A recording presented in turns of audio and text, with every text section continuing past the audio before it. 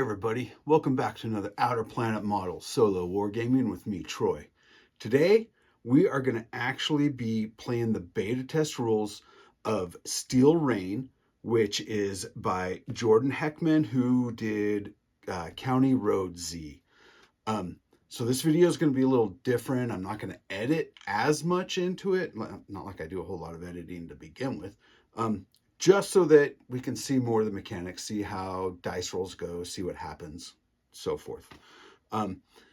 So if it's not your jam to watch, some of these longer videos, great. Go check out something else. Go see some other videos. However, it's awesome. If you do enjoy this, go ahead and hit that like button and that subscribe. That way you'll be told and notified when I've got new videos out there, and other people can see what's going on. They can find out what's happening. So that's our basic intro. I'm going to show the board. I'm going to read kind of the intro to the game and some real basic rules overview, and then we'll get playing. So I'm going to read the description of the game, and this kind of is what got me, because there's a little tweak in here that I really like. So here we go. So Steel Rain, a post-apocalyptic adventure war game of man versus mech. Earth's population was decimated by the rot. Flesh-eating undead took over every major population center and brought humanity to the brink. 20 years later, the scattered survivors have formed a unified community and taken back the rural areas and small towns. With electricity and running water infrastructure back in place, the patchwork militias begin working in concert, all receiving orders from a command bunker buried in the mountains. Humanity was rebuilding, and hope began to rise. Then the Steel Rain fell. They must have been watching. They knew we were weakened by the rot, so they began amassing their troops. 2- and 3-story tall machines fell from the sky all over the world, some humanoid, others spider-like, all extremely dangerous. They were remarkably low-tech. When enemies come from space, you expect ray guns and nuclear fission reactors. But that first wave used recognizable firearms, though at a larger scale. Maybe we outpaced their preparations. We were almost ready for a full-scale rebuilding effort. They must have launched their invasion prematurely to keep us from becoming too strong. That gives us a fighting chance. Also, because this is a beta test rule set, you can actually get the rules. Blacksite Studios Discord server has a section in there for the game, for the play testing. I'll put a link to that, to the Discord, down below, and then maybe I can get a image of it to appear somewhere. But you could jump on there, you probably get the rules from there so that you can try it all out. Plus, if you don't want to watch the part of the video where I go over the rules, it is kind of a little bit longish. Skip ahead to turn 1. There will be the table of contents, whatever it is, the sections will be divided up by the time. So you can just jump to that, and then you can just watch the gameplay. So this is our board setup here. So I plan this in 15 millimeter. So basically just have all the distances. So normally in 28, it'd be a 36 by 36. 15, it's a 18 inch by 18 inch. So what happens is we deploy our guys, and our team has to be within 3 inches, so 1.5 inches of another model. So I could have pulled them out into a line, but they're kind of here, hunkered down by this building, this old barricade. And there is the mission I rolled is that there's a destroyed mech and I want to salvage it. So I've got to get here and deal with it. And the mech right here has a patrol area. So what he's going to do is he's going to go to here, come across and go to here. Since this vehicle is right in the way, we'll roll even odd to see which side he goes on. So maybe even here and odd here. So he's just going to continuously patrol in this triangle area. So in the game, you will have a skill, a stat, and you're going to roll a d6, add that to it, compare it to where you're hitting. It's party foul with alcohol.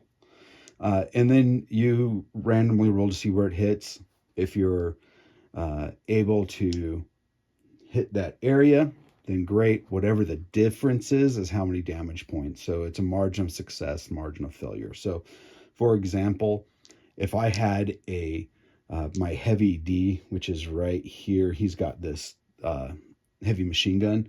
So if white's my to hit, blue is my location, I'm going to roll. So I got a 4. He has a skill of 5, so that's a 9. On location 3, it's lower arm, and his armor is 7, so I did 9, so it's going to be 2 damage to his lower arm is how it's going to go. So that's really kind of how it goes. You just roll your to hit, get your margin of success versus the target number, and where you hit. The mech is carrying a heavy rifle. It's mounted on his body, and he will always target the furthest ping. And it's got an attack of 4, but it's got a 2-inch blast. So what's a ping? So he's got radar, sonar, probably sonar because it's a ping, sonar going off. And he can detect movement in my guys around. For the most part, he's not going to care. His alert level is going to be low. It will keep going up, but they get a ping on him. So let's say that we've got a guy here with a ping and a guy over here with a ping. Okay, he's going to shoot at the furthest, which is going to be over here. So that's how he's going to work. But it's his body, so I would assume he has to turn to face it. I would assume it's kind of a fixed mount, but I don't know. All of my guys have just regular basic armor, and that gives them a 4 plus their dexterity bonus. So there's 7s and 6s here. I'm not going to totally go over the character sheet. It's kind of a basic. You have 3 actual stats you get to pick from. You get strength, dexterity, and intelligence, and you get to put a 3, a 2, or a 1 in. You have to, all 3, and you have to put 1 in each stat. And then you get derived stats, which is 4 plus whatever the main stat is. So like strength. So to find out your health is 4 plus your strength. Your speed is 4 plus your dex. And your initiative is 4 plus your intelligence. And then health is derived, is your health. You got focus points, which are, think of like command points. You can use them to do special stuff. Like if you need to hit really good, you can, or to hit a certain location, you can use focus points to get rid of numbers. So if I wanted to get a headshot and it's a 1, so a head is a 6, but let's say that in the example that's given, let's say that his arm has taken a lot of beating and I've got a focus of 6, I can spend 5 focus points to basically change 2 through 6 to be one of the arm locations, another party foul, to one of the arm locations, and then leave the 6 as a headshot. So you can do that. You kind of start focusing in where you're going to hit, or maybe there's abilities that you can use focus on to change things up. One thing that's also interesting is all of your guys get 2 activations. Now, normally in a game, in other game systems, you use your 2 actions, and then you go to the next one, 2 actions, next one, 2 actions. In here, it's not quite the case. If I've got a soldier that's way over here, he is considered out of comms range. Okay, and comms range is, no, that's not it. So he's out here, and let's say I have a comms rating of 3. So, and he's over here, we'll say. Okay, so here's my guy with the comms. He wants to keep these guys in communication. And this guy here, we don't care. He can do whatever. So if you're not in comms, you have to activate that guy first, and he has to do his 2 actions. Okay, so he does his 2, and he's done. If your guys are in comms, they get 2 actions, but they can spend 1 action. Other guys can do their stuff and then come back and do the second action of that guy. That's kind of cool. So basically they're coordinating what they're doing. So, hey, run over there. We're going to shoot, and then you shoot, kind of thing. So it's pretty cool little mechanic there. It's a little twist on the, you get 2 activations, do all your stuff, and then you're done. The way a turn goes, your guys all go first, then the mech goes.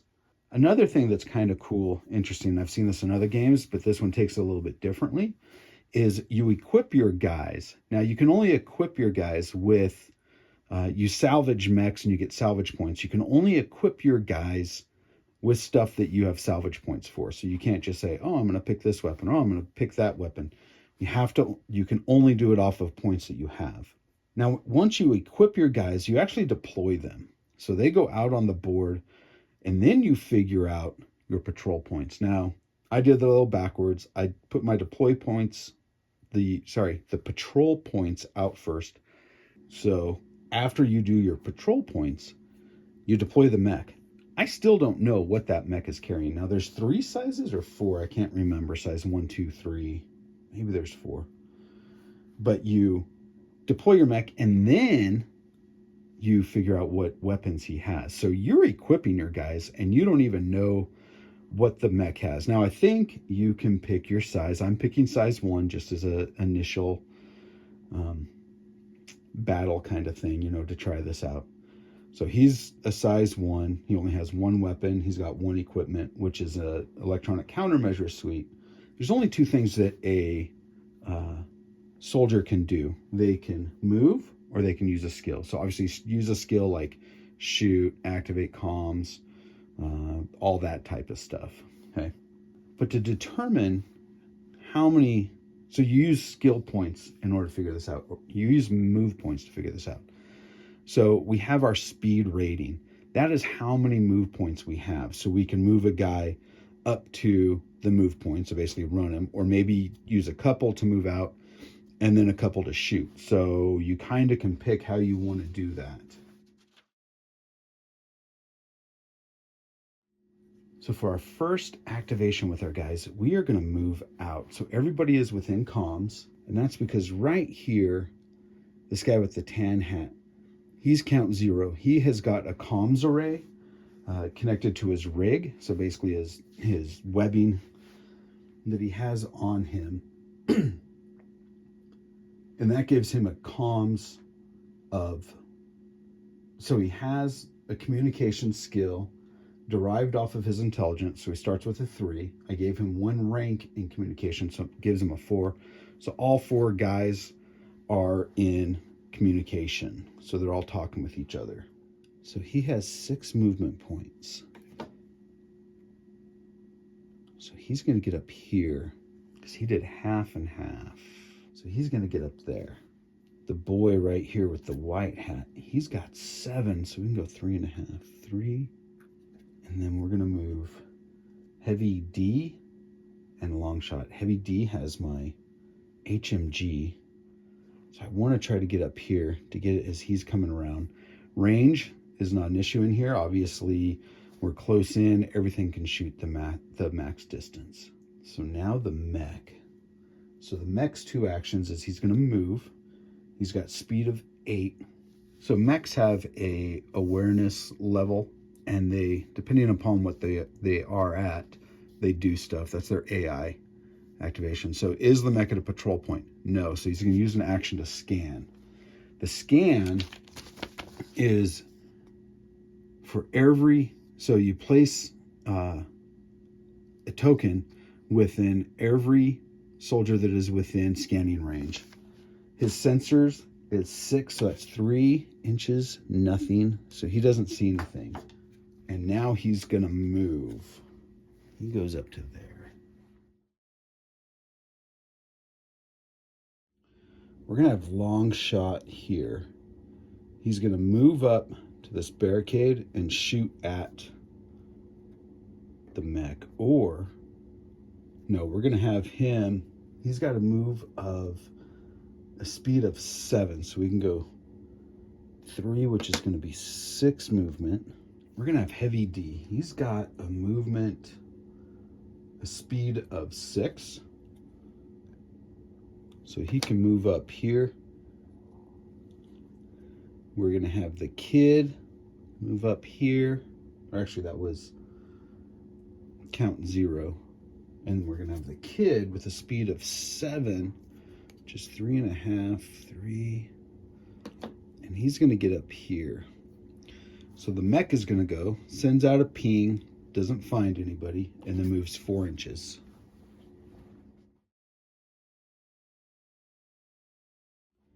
Heavy D is going to take 2 movement points to brace. So basically he's putting his HMG on the wall, so he's getting an improvised bracing, which is going to give him only a -1. His strength is a 3, so that's okay on stats. He's not in the rear arc. He is 6 inches away from a ping because there are no pings. He did not move, so it's just going to be a straight up shot. So he has a skill of 5. So 5 -1 because of improvised bracing. So 5, 6, 7, armor of 7, nothing, no hit. Because he didn't do any damage to the mech, its alertness doesn't go up, but Heavy D did take 1 shot. He only has 10 shots before he has to reload. We're gonna have long shot here to shoot at the mech. Now, he is more than 6 inches, so 3 inches away. So that's going to give him +1. He's going to spend 3 movement points to aim, which is another +1. And that's it. So he's going to get a +2. So 4 location, but 4. Small arms, he has a 5, 9, 10, 11 for his hit on 4, which is his lower armor, the lower part of the body of the mech. 5 damage. That also takes the mech's awareness up to 5, because however much damage it takes is how much it adds to its awareness.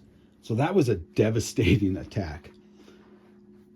Each mech has a number of structure points equal to its armor, so its body has equal to the armor. The arms and the legs have -1 to of the body structure points, and the head has -2. So he's got 7 for his body, 6 for his arms and legs, and 5 for his head. So just that 1 shot with a rifle was able to do 5 damage to the body. I hit some critical spot on that sucker.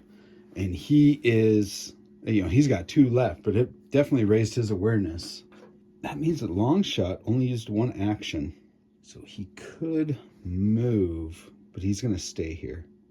The boy right here, he's going to take a shot at the mech. So he's also pretty much going to be the same thing, +2, because he is more than 3 inches away, and he's more than 6 inches away from a ping. Oh, I guess that's actually, it would be +3. So he spends 1 to aim, or 3 movement points to aim, so that's a +1. Then he is going to, he's 6 inches away from a ping, so that's +3. With a rifle, he has a skill of 1. 3, 4, 5, 6, 7. Nothing. Wait. No.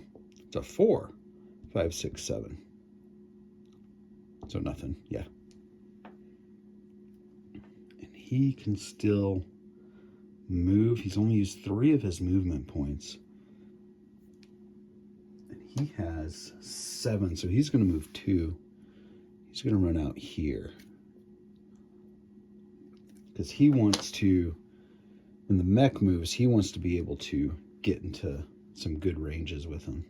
Count 0 is going to go. He's just going to shoot. Again, he just has a rifle. He does have 3 skill in there. So it's going to be 3. He's going to aim. And he's more than 6 inches away from a ping, so it's +3. So we got 5, 6, 7, 8, 9, 10, 11 again on 0.5, which is upper. So we just blew his center torso out. So that just dropped him. His whole center torso blew out and he's dead. In the campaign, you're trying to get these salvage stuff off the mechs. So your guys are going to go over, you're going to salvage. You actually have to roll to see when some more mechs are going to appear. I'm wanting to do this one just as a combat to get the feel of how combat and stuff goes. In this game, it really almost seems like combat is the lesser part. The bigger part that this game has a drive and that seems really cool is the campaign system. That's where like things are going to shine. Can I get the equipment that I want? What mech am I facing? Who's going to survive the combat? Am I going to be able to get any salvage? Stuff like that is really going to be cool and really make it awesome. So there we go. That's our first playthrough of the combat of Steel Rain. All right. First thoughts on this here. The mech, so putting the ranges to 15 millimeter, having it works. I mean, obviously it's just a scale down from 28 millimeter, but the mech really was never able to get a ping. He never even knew that we had people there. We were just able to blow him out of the water. I wonder if you get a zero margin of success on shooting, their awareness still goes up by 1 because they're kind of like, this isn't just regular rocks hitting me or dust or whatever. It's actually somebody shooting at me because maybe it picks up on hearing or whatever, but it doesn't know where yet. So maybe that would be something I'd add in. I wonder if maybe having rifles or hits on the body, not some I mean, I took him out with 2 hits. That he sure doesn't seem very tough. But he's a level 1, so maybe he's not supposed to be so tough. And maybe it's a matter of you take the margin of success, divide it by 2, and or you know, and go up, round to even, to the round up. So if I did like 5 damage for margin of success, or a 5, I'd really only do 3 with a rifle. Maybe that would be good.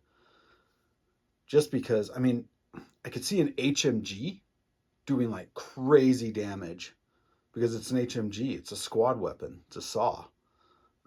It's an M60. But a rifle, a carbine, a regular rifle, an M16, or M4, I think is what the U.S. military uses now. And that's a 5.56 round. So I don't know, maybe it's good. And maybe it was just all a matter of I just got lucky dice rolling. That very well could be it too. The combat was pretty smooth. I was struggling a bit with the rules and things, but that's just because I didn't know the system. But yeah, I think this is really good for a start. It seems that the combat's pretty fast. Again, maybe that's because I was playing it wrong and because I got some lucky shots. But I definitely look forward to trying this out again. So there we go. This is, again, so there we go. Again, this is Steel Rain, beta test rules.